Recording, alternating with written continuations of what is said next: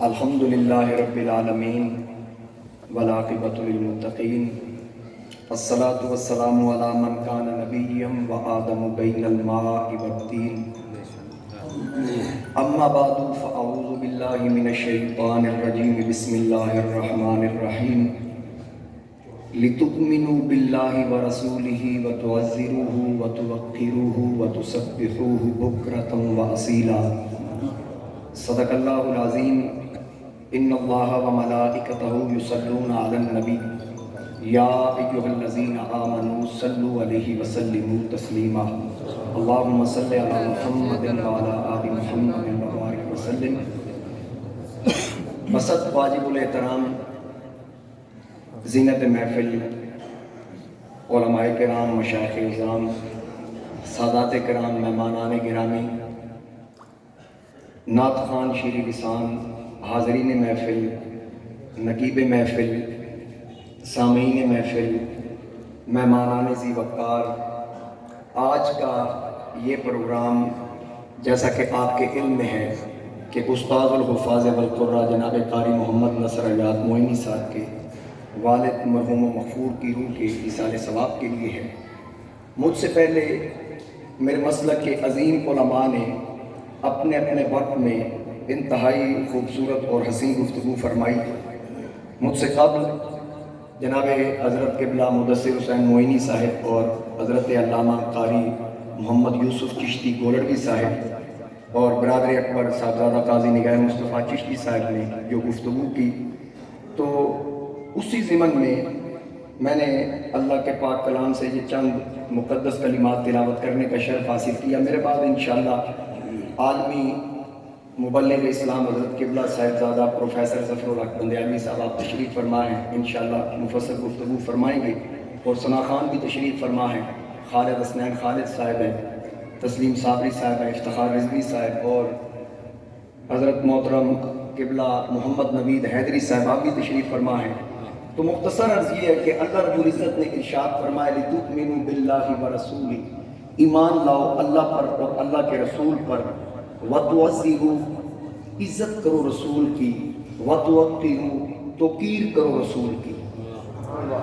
عظیم علماء جن کے میں نے اسماء لیے، یہ استاذ شخصیات ہیں، انہوں نے علماء پیدا کی ہے، میں تو ایک طالب علم ہوں، تو ان کا سہارا لے کر عرض کروں کہ حکم یہ ہے ایمان اللہ اور اللہ کے رسول پر، لِتُؤْمِنُوا بِاللَّهِ وَرَسُولِهِ، لیکن تُعَزِّرُوهُ وَتُوَقِّرُوهُ، مفسرین فرماتے ہیں کہ ان دونوں کی ضمیر رسول کی طرف لوٹتی ہے کہ عزت اور توقیر رسول کی کرنی ہے، ایمان اللہ اور اللہ کے رسول پر لانا ہے۔ مطلب کیا؟ یا اللہ یہاں اپنی عزت کا حکم کیوں نہیں دیا، عزت اور توقیر صرف رسول کی کیوں؟ آواز آئی اس لیے مجھے پتا ہے جدوں بھی رولا پینا میری رکعتاں تے نہیں پینا، یار دیاں صلاتاں تے پینا، اس لیے بتا دیا تعظیم بھی مصطفیٰ کی، توقیر بھی، تعظیم بھی مصطفیٰ کی کرنی ہے، توقیر بھی مصطفیٰ کریم علیہ السلام کی کرنی ہے۔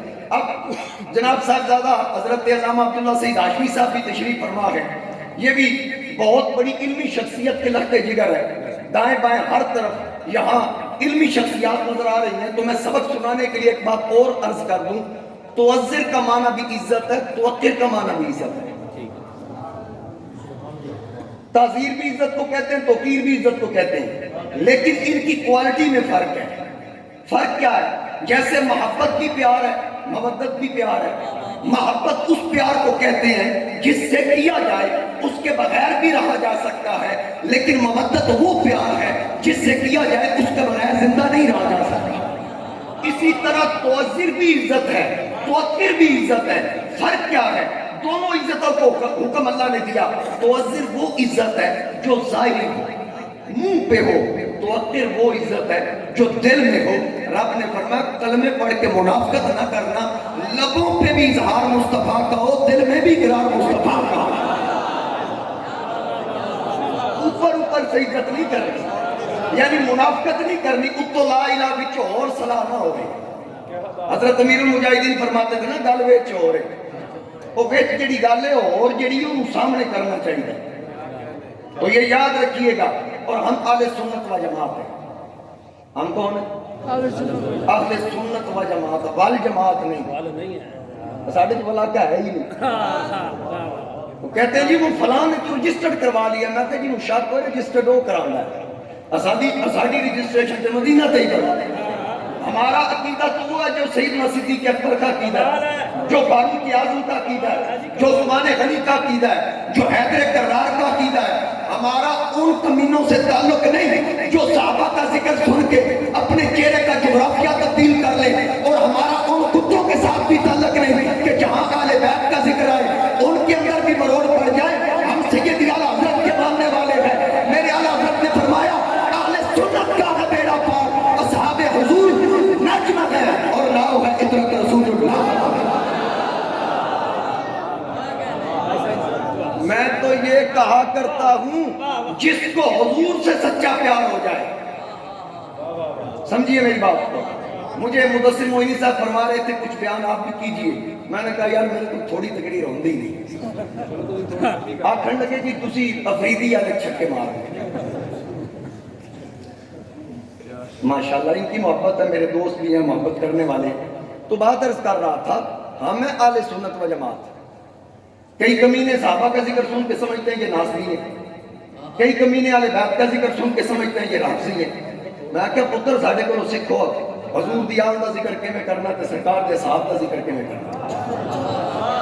ہم تو خوش قسمت ہیں, اللہ نے ہمیں نبی دیا نبی اعظم, کتاب دی کتاب اعظم, دین دیا دین اعظم, ابو بکر دیا صدیق اعظم, عمر دیا فاروق اعظم, عثمان دیا سخی اعظم, علی دیا ولی اعظم, حسن دیا حلیم اعظم, حسین دیا شہید اعظم, جماعت دی سواد اعظم, امام دیا امام اعظم, غوث دیا غوث اعظم.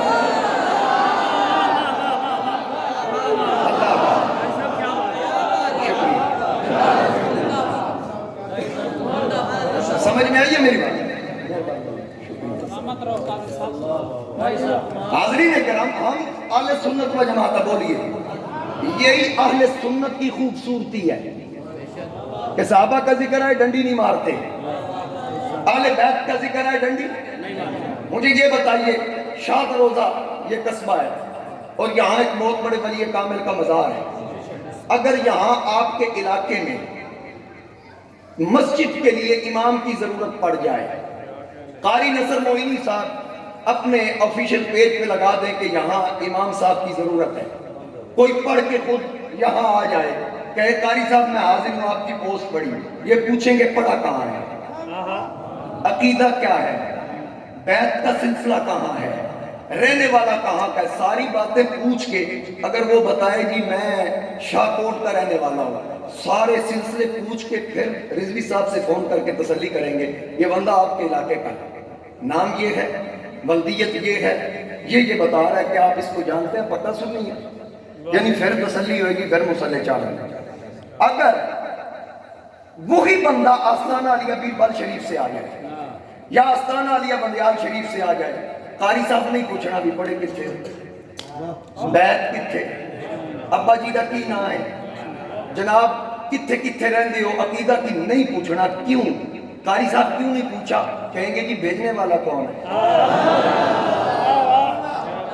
جی بھیجنے والا بندیالوی صاحب نے بھیجا یا پروفیسر محبوب صاحب نے بھیجا, اس لیے نہیں پوچھا. میں نے کہا جس کو بندیال شریف کا صاحبزادہ بھیجے, جس کو پیر بل شریف کا سجادہ بھیجے, ہم اس کو چیک نہیں کرتے. تو میرا صدیق تو وہ ہے جس کو محمد نے خود مصلی پہ کھڑا کیا.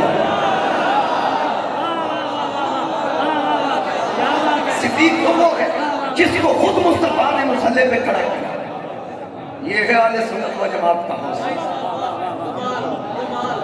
بات سمجھ میں آئی. اور میرا دل کرتا ہے شیر حضرت سائیدار صداقت شان پہ پڑھا. سوچی وانا لا کچھ وانا. اچھا پورا ٹھیک ہے میں چشتی ہوں. اچھا کل سنو سورہ دے بادشاہ خالد حسنین صاحب تشریف فرما, تانڈ پیچھے بیٹھے نے, امید ہے سور سدھی ہو جائے گی. تسی سور نال رلانی ہے, پورا شعر میں پڑھنا, تسی آگنا کیا بات ہے. آج پتہ لگے شاہ دے روزے اگر یہ کامل نو پتہ لگے کہ عقیدے کی ترجمانی ہو رہی, تے قاری نصر یاد موئینی صاحب دے والد صاحب اپنی قبر وچ خوش ہو. ہر بندہ بولے گا، کوئی چپ نہ رہے. مصطفیٰ کے صحابہ سبھی محترم، یار غار نبی تیری کیا بات ہے. ہر بندے کی آواز ہے، سارے بولے مصطفیٰ کے صحابہ سبھی محترم، یار غار نبی تیری، یار غار نبی تیری. انج نہیں. رانا عباس صاحب بھی تشریف فرما نے میرے ناکڑا قاری نصر صاحب کو تقریر ٹھیک نہیں کی تھی. یہ میرے بزرگ نے بڑے مہربان، میرے والد صاحب کے دوست ہیں. ذرا ہر طرف سے آواز آ رہی ہے. غزل پر گزر صاحب. مصطفیٰ کے صحابہ سبھی محترم، یار غار نبی تیری. فرنٹ والے بولو یار. یار غار نبی تیری کیا بات ہے. تو نے سب کچھ لٹایا، نبی کے لیے جان سارے نبی تیری، جان سارے نبی تیری، جان سارے نبی تیری. جس نے سب کچھ میرے نبی کے نام پہ قربان کیا، کون؟ ابو بکر. ہر کسی کو مال پیارا، جان پیاری، اولاد پیاری، لیکن ابو بکر نے ہجرت کی راہ اپنا گھر چھوڑ دیا، اولاد چھوڑ دی. تبوک کے موقع پر سارا مال آقا کے قدموں پہ رکھ دیا، ایک سوئی بھی نہ بچائی. غار کی راہ سانپ کے منہ میں ایڑی رکھ کے بتا دیا، کچھ یوں بھی عبادت ہوتی ہے، ہم یوں بھی عبادت کرتے ہیں. ناموس رسول اکرم کی جان کے حفاظت کرتے ہیں. سب یا نبی،